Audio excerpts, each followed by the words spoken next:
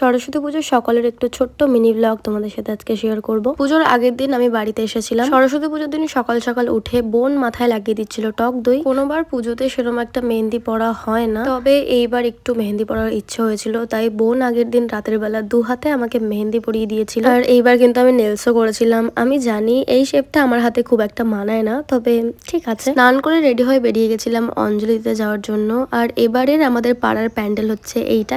শুভ সরস্বতী পুজো সবাইকে। তো এখন আমরা যাচ্ছি অঞ্জলি দিতে দৌড়ে দৌড়ে। আমার স্যারের বাড়ি। অনেক লেট হয়ে গেছে, প্রায় 9টা বেজে গেল। হাঁপিয়ে গেছি।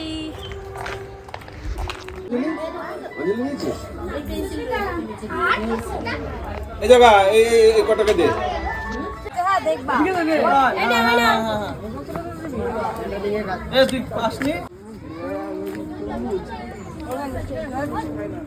এবার পুজোতে কার সাথে বেরোলাম জানতে হলে কিন্তু আমার নেক্সট ভিডিও ফলো করতে হবে। তো চলো, টাটা।